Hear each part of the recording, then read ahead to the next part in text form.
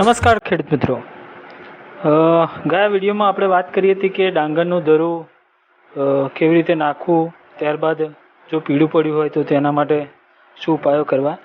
અને આજે હું વાત કરીશ કે હવે ગુજરાતમાં અને આપણા વિસ્તારમાં સારો એવો વરસાદ થઈ રહ્યો છે અત્યારે, અને ખેડૂતો ડાંગર રોપવાની તૈયારી પણ કરી રહ્યા છે. લગભગ ખેડૂતોનું ધરુવાળિયું પણ જે કહેવાય કે તૈયાર થઈ ગયું છે. તો હવે ડાંગરની રોપણી માટે શું શું મુદ્દા આપણે ધ્યાનમાં રાખવા તે બાબતે આપણે આજે ચર્ચા કરીશું.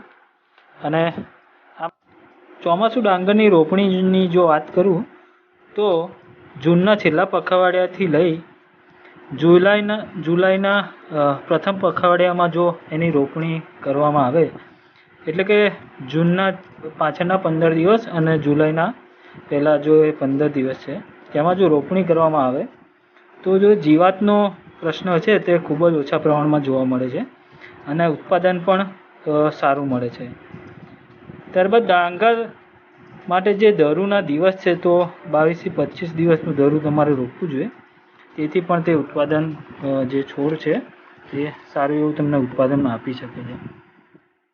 છોડની સંખ્યાની જો વાત કરું તો ભલામણ પ્રમાણે પ્રતિ ચોરસ મીટર વિસ્તારમાં 30થી 34 છોડ હોવા જોઈએ. એ રીતે તમે રોપણી કરશો તો તમને સારું ઉત્પાદન તમને મળશે. ડાંગર માટે ફેર રોપણીની અંતરની જો વાત કરો તો 20 બાય 15 સેન્ટીમીટરનું તમારે જે અંતર છે જે જાળવવું જોઈએ છોડ બાય છોડ.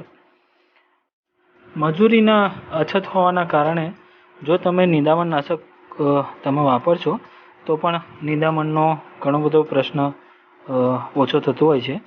તેમાં નિંદામણનાશકની જો વાત કરું તો બ્યુટાક્લોર અથવા પ્રેટિલાક્લોર નામની દવા જે આવે છે તેને વીઘે 250 ગ્રામ તમારે રોપણી બાદ 3 દિવસમાં તમારે પૂંખી દેવી જોઈએ. રેતી અથવા ખાતર સાથે તમે પૂંખી શકો છો. ખેડૂત મિત્રો, પાયામાં ખાતરની જો વાત કરું તો 1 હેક્ટર દીઠ 1 ટન છાણિયું ખાતર તમારે ભરવું જોઈએ. છાણિયા ખાતરની જો અછત હોય તો દિવેલીનો ખોળ 2 ટન અથવા વર્મી કમ્પોસ્ટ 2 થી 2.5 ટન જેટલું તમારે વાપરવું જોઈએ. અથવા એની પણ જો કમી હોય તો મરઘાનું ખાતર અથવા પ્રેસમડ પણ તમે વાપરી શકો છો.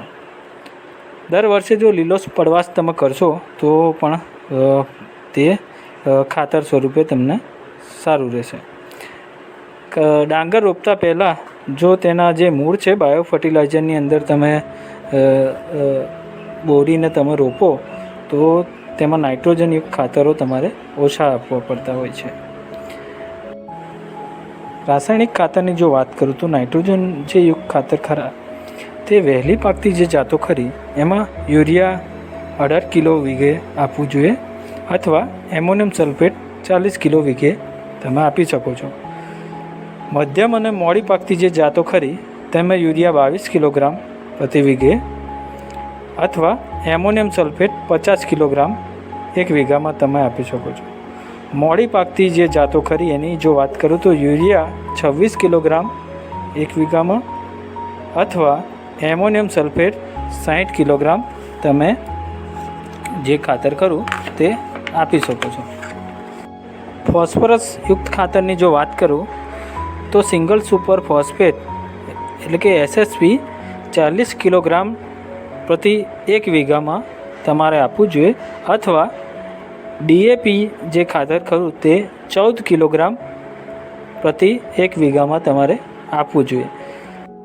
જે વિસ્તારમાં ઝીંકની ઉણપ હોય તો તમે ઝીંક ખાતર પણ વીઘે 5 કિલો તમારે આપવું જોઈએ. ત્યારબાદ જો વધીકી જો વાત કરું તો ડાંગરની રોપણી વખતે એની જો ટોચ જે ખરી જે કાપીને જો છોડ રોપવામાં આવે તો તેમાં ગાભમારાની ઈયળનું શરૂઆતથી તમારે નિયંત્રણ થતું હોય છે.